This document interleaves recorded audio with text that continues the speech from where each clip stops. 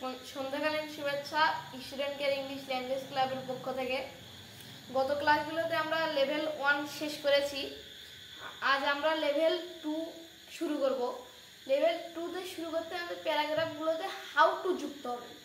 আপনারা আশ্চর্য হবেন যে লেভেল 2তেই কেন হাউ টু যুক্ত হবে, কারণ লেভেল 2তেই আমাদের হাউ টু যুক্ত হবে। এখানে যেরকম প্যারাগ্রাফগুলো হতে পারে how to make a cup of tea, how to make cook rice, how to make coffee, তারপর how to clean your room, how to clean your cloth, ইসিপি আর অনেক হতে পারে।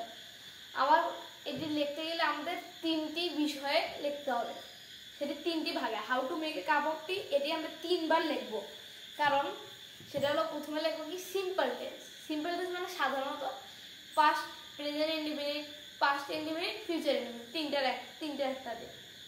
দ্বিতীয়তে কি আসবে ইন্টারোগেটিভ সেন্টেন্স, কি প্রশ্নবোধক সেন্টেন্স হবে।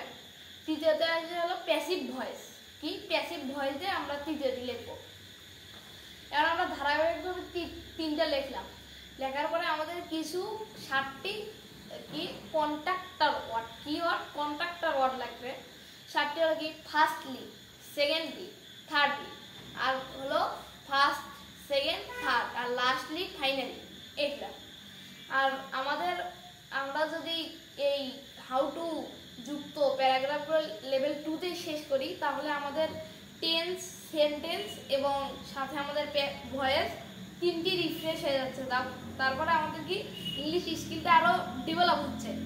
নাহলে আমাদের দেখতে পাচ্ছেন যে এখানে টেন্সটা কেউ ধরেন ভুলে যেতে পারে, আবার প্যাসিভ ভয়েসটা একটু ভুলে যাওয়ার সম্ভাবনা রয়েছে প্র্যাকটিস না করার ফলে। এখানে কিন্তু আমাদের প্র্যাকটিসটা হয়ে যাচ্ছে। আজ আর না বন্ধুরা, আবার অন্য দিন দেখা হবে।